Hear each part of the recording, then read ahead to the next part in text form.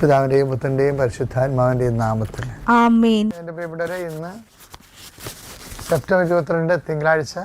അമ്മേ പരിശുദ്ധമ്മേ, അമ്മേ പരിശുദ്ധമേ, ദൈവമാതാവേ, ദൈവമാതാവേ, കൃപാസനത്തിലൂടെ ഞങ്ങൾക്കും ഞങ്ങളുടെ ദേശത്തിനും അമ്മ മധ്യസ്ഥം തേടി തന്ന എല്ലാ അനുഗ്രഹങ്ങൾക്കും കൃപകൾക്കും ഞങ്ങളിപ്പോൾ ഹൃദയം നിറഞ്ഞ നന്ദി പറയുന്നു. അമ്മേ പരിശുദ്ധമ്മേ, അമ്മേ പരിശുദ്ധമേ, ദൈവമാതാവേ, 2004 ഡിസംബർ 7 തീയതി ഉച്ചകഴിഞ്ഞ് 2:30 കൃപാസനത്തിൽ സംഭവിച്ച അമ്മയുടെ പ്രത്യക്ഷപ്പെടലിനെ കുറിച്ച് തിരുസഭയ്ക്ക് സമർപ്പിച്ചിരിക്കുന്ന പഠനരേഖകളുടെ മേൽ സഭാത്മകമായ പഠനം ആരംഭിക്കുവാൻ ഞങ്ങൾ പ്രാർത്ഥിക്കുന്നു.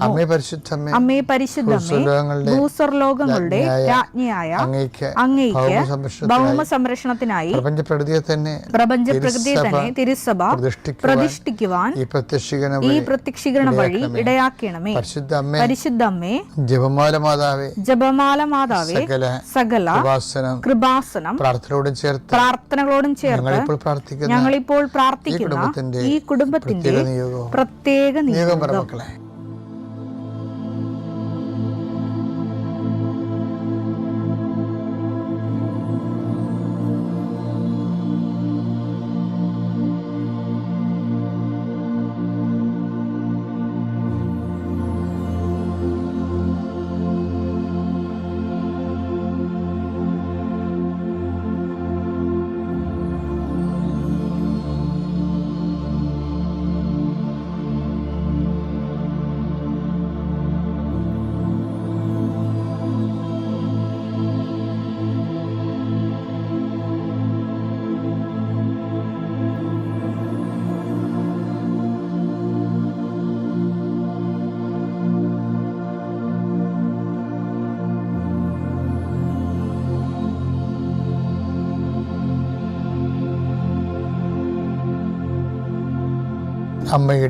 അമ്മയുടെ പ്രത്യക്ഷീകരണത്തിന്റെ ഈ അനുഗ്രഹവേളയിൽ ഞങ്ങൾക്ക് സാധിച്ചു തരുവാൻ കനിയണമേ. വിശ്വാസ പ്രമാണം.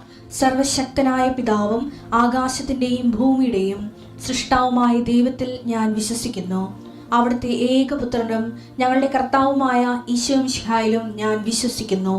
ഈ പുത്രൻ പരിശുദ്ധാത്മാവിനാൽ ഗർഭസ്ഥനായി കന്യകാമറിയത്തിൽ നിന്ന് പിറന്ന് പൊന്തിയോസ് പീലാത്തോസിന്റെ കാലത്ത് പീഡകൾ സഹിച്ച് കുരിശിൽ തറയ്ക്കപ്പെട്ട് മരിച്ച് അടക്കപ്പെട്ട് പാതാളങ്ങളിൽ ഇറങ്ങി മരിച്ചവരുടെ ഇടയിൽ നിന്ന് 3-ാം നാൾ ഉയർത്ത് സ്വർഗത്തിലേക്ക് എഴുന്നള്ളി സർവശക്തിയുള്ള പിതാവായ ദൈവത്തിന്റെ വലതുഭാഗത്തിരിക്കുന്നു.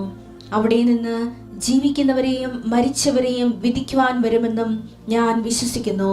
പരിശുദ്ധാത്മാവിലും ഞാൻ വിശ്വസിക്കുന്നു. വിശുദ്ധ കത്തോലിക്കാ സഭയിലും പുണ്യവാന്മാരുടെ ഐക്യത്തിലും പാപങ്ങളുടെ മോചനത്തിലും ശരീരത്തിന്റെ ഉയർപ്പിലും നിത്യമായ ജീവിതത്തിലും ഞാൻ വിശ്വസിക്കുന്നു. ആമേൻ. സ്വർഗ്ഗസ്ഥനായ ഞങ്ങളുടെ പിതാവേ, അങ്ങയുടെ നാമം പൂജിതമാകണമേ. അങ്ങയുടെ രാജ്യം വരണമേ. അങ്ങയുടെ തിരുമനസ് സ്വർഗത്തിലെ പോലെ ഭൂമിയിലും ആകണമേ. അന്നു വേണ്ടുന്ന ആഹാരം ഇന്ന് ഞങ്ങൾക്ക് തരണമേ. ഞങ്ങളോട് തെറ്റ് ചെയ്യുന്നവരോട് ഞങ്ങൾ ക്ഷമിക്കുന്നത് പോലെ ഞങ്ങളുടെ തെറ്റുകൾ ഞങ്ങളോടും ക്ഷമിക്കണമേ. ഞങ്ങളെ പ്രലോഭനത്തിൽ ഉൾപ്പെടുത്തരുതേ, തിന്മയിൽ ഞങ്ങൾ രക്ഷിക്കണമേ. ആമേൻ. നന്മ നിറഞ്ഞ മറിയമേ, സ്വസ്തി. കർത്താവ് അങ്ങയുടെ കൂടെ സ്ത്രീകളിൽ അങ്ങ് അനുഗ്രഹിക്കപ്പെട്ടവളാകുന്നു. അങ്ങയുടെ ഉദരത്തിൻ ഫലമായി ഈശോ അനുഗ്രഹിക്കപ്പെട്ടവനാകുന്നു. പരിശുദ്ധ മറിയമേ, തമ്പുരാന്റെ അമ്മേ, പാപികളായ ഞങ്ങൾക്ക് വേണ്ടി ഇപ്പോഴും ഞങ്ങളുടെ മരണസമയത്തും തമ്പുരാനോട് അപേക്ഷിക്കണമേ. ആമേൻ. എൻ്റെ കർത്താവിൻ്റെ ഉന്നതമായ നാമത്തിന് സ്തോത്രം ചെയ്യുന്നു. എൻ്റെ കർത്താവേ, നിൻ്റെ വിശുദ്ധ പൗരോഹിത്യത്തെ മഹത്വപ്പെടുത്തണമേ. എൻ്റെ കർത്താവേ, സഭയിലുള്ള സാന്നിധ്യം പ്രകടമാക്കണമേ. കർത്താവേ, ഓരോ മനുഷ്യരും സാക്ഷ്യം പറയുമ്പോൾ വല്ലാത്ത അഭിഷേകം തോന്നിപ്പോകും. കർത്താവേ, അന്ന് ഡെയിലി ബ്രെഡിൽ പങ്കെടുത്ത് അച്ഛൻ ഇങ്ങനെ പറഞ്ഞപ്പോൾ കർത്താവ് എന്നോട് അച്ഛനിലൂടെ സംസാരിച്ചു, ഞാൻ ആ തീരുമാനം എടുത്തു എന്നൊക്കെ പറയുമ്പോൾ ദൈവം എത്രയോ മനുഷ്യരെയാണ് ഈ ഡെയിലി ബ്രെഡിലൂടെ നീ നേരിട്ട് സംവദിച്ചു കൊണ്ടിരിക്കുന്നത്. അതിലെല്ലാം അങ്ങേക്ക് നന്ദി പറയുന്നു. കർത്താവ്, ഈ കൊതിയോടുകൂടി ജീവിതത്തിന് ഒരു മേൽഗതി ഉണ്ടാകണം, ജീവിതത്തിനൊരു തീരുമാനമെടുക്കാൻ സാധിക്കണം എന്നൊക്കെ സന്നിഗ്ധമായ അവസ്ഥയിൽ കയ്യാലപ്പുറത്ത് തെങ്ങാൻ പോലെ എന്ത് ചെയ്യണമെന്ന് അറിയാൻ പാടില്ല നടുക്ക് നിന്ന് നിൽക്കുന്ന ആൾക്കാർക്ക് വ്യക്തമായൊരു തീരുമാനം എടുക്കാൻ ഇപ്പോൾ കർത്താവിൻ്റെ ശക്തി നിന്നിൽ പ്രവർത്തിക്കട്ടെ.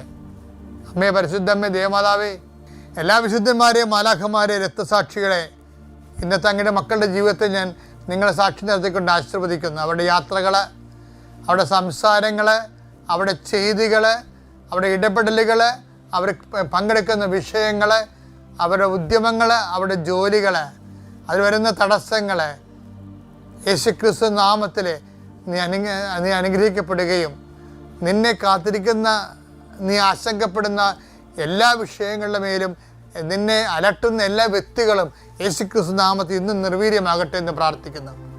Lord Jesus Christ, pour out His Spirit, touch your fire finger, soak with the precious blood, authority of the Catholic Church, power of Jesus Christ, with the merit of some holy priesthood.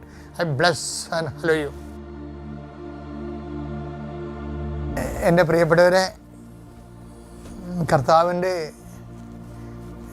ചില വചനങ്ങൾ ജീവിതത്തിൻ്റെ പല മണിച്ചിത്ത താളുകളെയും പൊട്ടി തുറക്കുന്നതാണ്. അതായത് ഞാൻ എപ്പോഴും ഇടയ്ക്ക് ശ്രദ്ധിക്കണത്, കർത്താവ് എല്ലാ വചനങ്ങളും പരിശുദ്ധാത്മാവിന് ഈ നമ്മളുടെ ജീവിതത്തിൽ ഇടയ്ക്കൊക്കെ ഗ്യാപ്പ് ഉണ്ടാവില്ലേ? പരിശുദ്ധാത്മാവിന് ചില സമയത്ത് ശക്തിപ്പെടും, ചില സമയത്ത് നിർവീര്യമാകും, ചില സമയത്ത് പരിശുദ്ധാത്മാവ് സന്തോഷിക്കും, ചില സമയത്ത് പരിശുദ്ധാത്മാവ് നമ്മൾ ദുഃഖിക്കും. അങ്ങനെ വ്യത്യസ്തമായ കാലാവസ്ഥയിലൂടെയാണ് നമ്മുടെ ജീവിതത്തിൽ പരിശുദ്ധാത്മാവ് പോണത്. പക്ഷേ യേശുവിൻ്റെ ജീവിതത്തിൽ എപ്പോഴും പരിശുദ്ധാത്മാവിൻ്റെ ഒരു ആനന്ദത്തിലാണ് കൂടുതൽ. പരിശുദ്ധാത്മാവിൻ്റെ പ്രവർത്തനങ്ങൾ എപ്പോഴും ഒരു ആനന്ദത്തിൻ്റെ അവസ്ഥയിലായിരിക്കും. നമ്മൾ യേശു തമ്മിലുണ്ടാകുന്ന ഒരു വ്യത്യാസം അതാണ്. അപ്പോൾ നമ്മളെപ്പോഴും പ്രാർത്ഥിക്കേണ്ടത്, യേശുവെ, അങ്ങയുടെ ഉള്ളിൽ പരിശുദ്ധാത്മാവ് കൈവരിച്ച നിലയെന്ന് പറയണത് ആനന്ദത്തിൻ്റെ നിലയാണ്. കാര്യം എന്ത് കാലാവസ്ഥയായാലും ക്രിസ്തുവിൻ്റെ ഉള്ളിൽ ഒരു ആനന്ദം എപ്പോഴും നിലനിൽക്കുമായിരുന്നു. അതുകൊണ്ട് ഈശോ പറയും, ഞാൻ നിങ്ങൾക്ക് തരുന്ന സന്തോഷം ആരും നിങ്ങളിൽ നിന്ന് എടുത്തു കളയത്തില്ലെന്ന് പറയണത് ഈശോ എടുത്തു കളയാൻ പറ്റാത്ത ആനന്ദം സ്വന്തമായിട്ട് അവന് അനുഭവിച്ചത് കൊണ്ടാണ് അങ്ങനെ പറയണത്. അപ്പോൾ നമ്മുടെ മുമ്പിൽ ഒരു സാധ്യതയുടെ ഒരു വാതിലങ്ങ് തുറക്കുകയാണ്. എന്താണ്? എടുത്തു കളയാൻ പറ്റാത്ത ഇപ്പം ഒരു ആനന്ദം നമ്മൾക്കും അനുഭവിക്കാനുള്ള സാധ്യതയുടെ വാതിൽ ഈശോയാണ് മനുഷ്യരാശി തുറന്നിട്ടത്. ഇതിനെക്കുറിച്ച് പൗലോസ് അപ്പോസ്തലനും ഇതേ ആനന്ദം അനുഭവിച്ചിട്ടുണ്ട്. പൗലോസും ചോദിക്കത്തില്ലേ, ആപത്തിനോ വാളിനോ ആർക്ക് യേശുക്രിസ്തുവിൻ്റെ സ്നേഹത്തിൽ നിന്ന് എന്നെ പിന്തിരിപ്പിക്കാൻ കഴിയും എന്ന് വെച്ച് കഴിഞ്ഞാൽ, ഞാൻ നിങ്ങൾക്ക് തരുന്ന സന്തോഷം ആപത്തോ വാളോ പട്ടിണിയോ എടുത്തു കളയത്തില്ലെന്ന് പൗലോസ് അപ്പോസ്തലൻ പറയുന്നതും, അപ്പം അപ്പോസ്തലികമായ സ്പിരിച്വാലിറ്റിയുടെ മുഖമുദ്രകളെന്ന് പറയുന്നത് ഈ മൗലികമായ ആത്മീയമായ ആനന്ദമാണ്. കാലാവസ്ഥകൾ മാറി മറിഞ്ഞാലും ഇതൊരു ക്രിസ്ത്യൻ സാധ്യതയാണ്. യോഹന്നാൻ 16:22. അതുപോലെ ഇപ്പോൾ നിങ്ങളും ദുഃഖിതരാണ്, ഇപ്പോൾ നിങ്ങളും ദുഃഖിതരാണ്, എന്നാൽ ഞാൻ വീണ്ടും നിങ്ങളെ കാണും, അപ്പോൾ നിങ്ങളുടെ ഹൃദയം സന്തോഷിക്കും. നിങ്ങളുടെ ആ സന്തോഷം ആരും നിങ്ങളിൽ നിന്ന് എടുത്തു കളയുകയുമില്ല. ഈ സന്തോഷത്തിൻ്റെ ഒരു പ്രശ്നം വെച്ച് കഴിഞ്ഞാൽ, സന്തോഷത്തിന് എടുത്തു കളയാൻ വേണ്ടി കുറേ നെഗറ്റീവ് പവേഴ്സ് ഉണ്ടേ. അത് ആ നെഗറ്റീവ് പവേഴ്സിനെ കുറിച്ചാണ് ഈ റോമ 8:35 പറയണത്. ക്രിസ്തുവിന്റെ സ്നേഹത്തിൽ നിന്ന് ആര് നമ്മെ വേർപെടുത്തും? ആരും നിങ്ങൾ എടുത്തു കളയത്തെന്ന് പറയുമ്പോഴാണ് ഇതാണ്. ആരും വേർപെടുത്തത്തില്ല, എടുത്തു കളയത്തില്ല, വേർപെടുത്തത്തില്ല. ആര് നിങ്ങളെ വേർപെടുത്തും?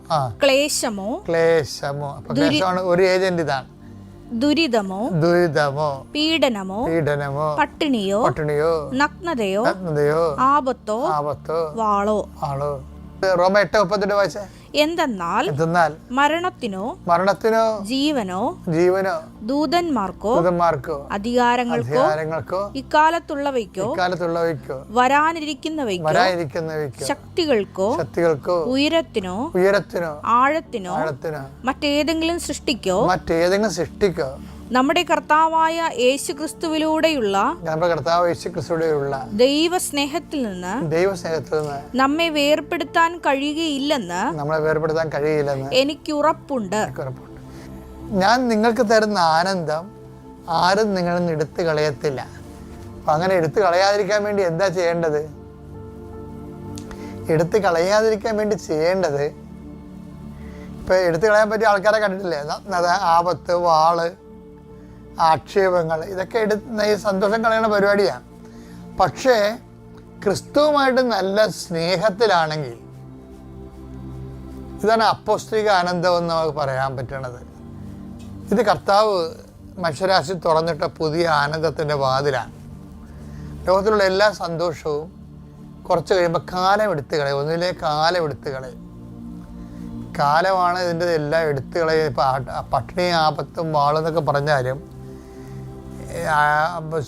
പൗലോസ് അഡ്രസ്സ് ചെയ്യാത്തൊരു സംഭവം കാലമാണ്. കാലം ഇങ്ങനെ പഴകും തോറും ആനന്ദത്തിൻ്റെ പവർ കുറഞ്ഞുകൊണ്ടിരിക്കും. പക്ഷേ യഥാർത്ഥ ക്രിസ്തു സ്നേഹിയാണെങ്കിൽ, അപ്പം അതുകൊണ്ട് ശരിക്കും പറഞ്ഞാൽ എല്ലാവരും ട്രെയിൻ ചെയ്യേണ്ടത് എങ്ങനെയാണെന്നറിയാമോ? നമ്മൾ തന്നെ പരിശീലിപ്പിക്കേണ്ടത് ക്രിസ്തു സ്നേഹത്തെ പരിശീലിപ്പിക്കേണ്ടത്. അത്യപൂർവ ദൈവാനുഭവങ്ങൾ ഇനി നിങ്ങൾക്കും സ്വന്തം. ഈ യൂട്യൂബ് ചാനൽ ഇതുവരെ സബ്സ്ക്രൈബ് ചെയ്തിട്ടില്ലെങ്കിൽ ഇപ്പോൾ തന്നെ സബ്സ്ക്രൈബ് ചെയ്യുക. ഈ വീഡിയോ ഇപ്പോൾ തന്നെ നിങ്ങളുടെ സുഹൃത്തുക്കൾക്ക് ഷെയർ ചെയ്തുകൊണ്ട് കർത്താവിൻ്റെ പ്രേക്ഷിതരാകുക.